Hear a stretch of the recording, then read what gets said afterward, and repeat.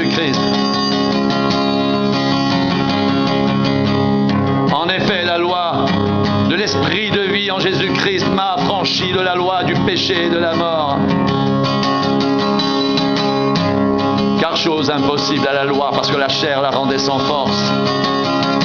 Dieu a condamné le péché dans la chair en envoyant à cause du péché son propre Fils dans une chair semblable à celle du péché. Et cela afin que la justice de la loi soit accomplie en nous, qui marchons non selon la chair, mais selon l'esprit.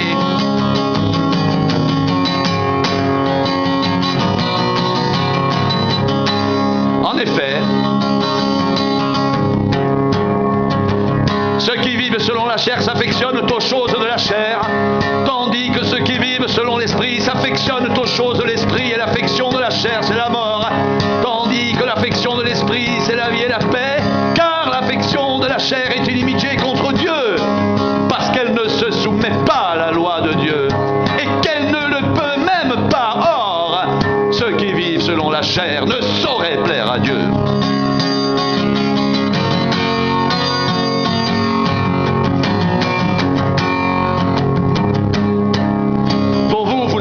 Selon la chair, mais selon l'esprit, si du moins l'esprit de Dieu habite en vous. Si quelqu'un n'a pas l'esprit de Christ, il ne lui appartient pas.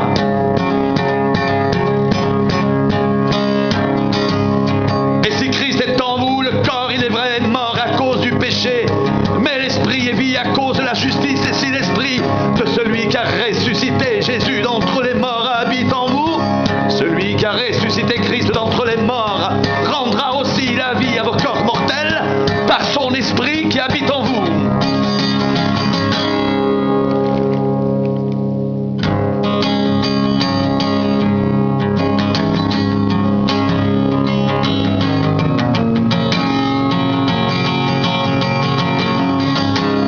Ainsi donc, frères,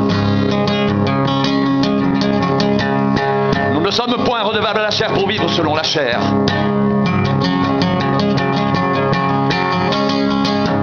Si vous vivez selon la chair, vous mourrez. Et si par l'esprit vous faites mourir les actions du corps, vous vivrez. Car tous ceux qui sont conduits par l'esprit de Dieu sont fils de Dieu. Et vous n'avez point reçu un esprit de servitude pour être encore dans la crainte, mais vous avez reçu un esprit d'adoption par lequel nous crions « Abba, Père !» L'Esprit lui-même rend témoignage à notre esprit que nous sommes enfants de Dieu. Or, si nous sommes enfants, nous sommes aussi héritiers, héritiers de Dieu, co-héritiers de Christ, si toutefois nous souffrons avec lui, afin d'être glorifiés avec lui.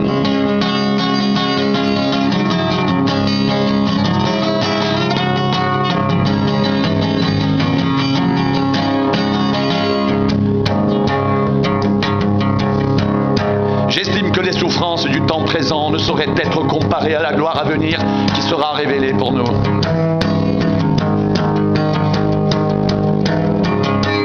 Aussi la création attend-elle avec un ardent désir la révélation des fils de Dieu.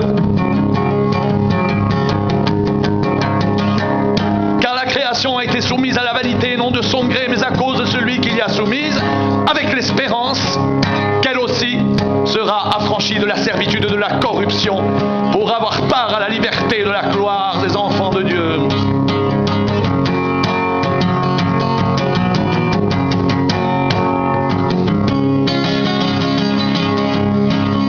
Or, nous savons que jusqu'à ce jour, la création tout entière soupire et souffre les douleurs de l'enfantement. Et ce n'est pas elle seulement, mais nous aussi, qui avons les prémices de l'esprit.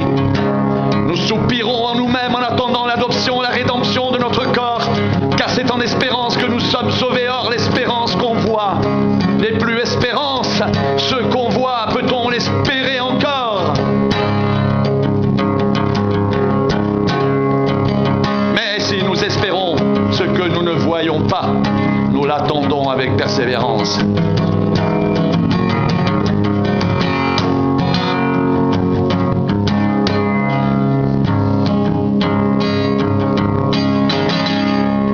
Aussi l'Esprit nous aide dans notre faiblesse. Car nous ne savons pas ce qu'il convient de demander dans nos prières.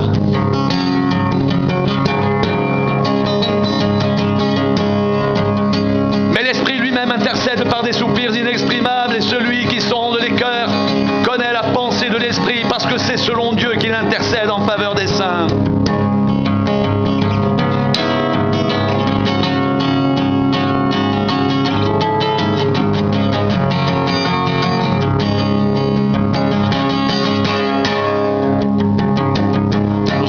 Que toute chose concourt au bien de ceux qui aiment Dieu, de ceux qui sont appelés selon son dessein.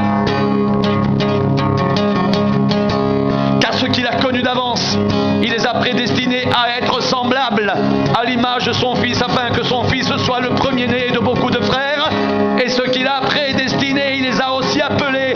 Et ceux qu'il a appelés, il les a aussi justifiés. Et ceux qu'il a justifiés, il les a aussi glorifiés. Que dirons-nous donc à l'égard de toutes ces choses?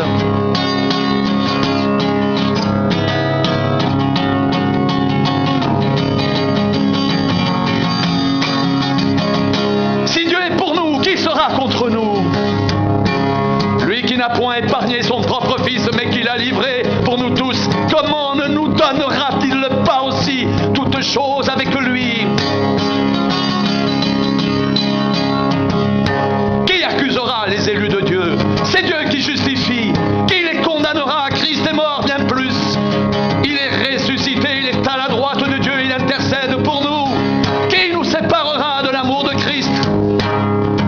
Sera-ce la tribulation, ou l'angoisse, ou la persécution, ou la faim, ou la nudité, ou le péril, ou l'épée, selon qu'il est écrit? C'est à cause de toi qu'on nous met à mort tout le jour, qu'on nous regarde comme des brebis destinées à la boucherie.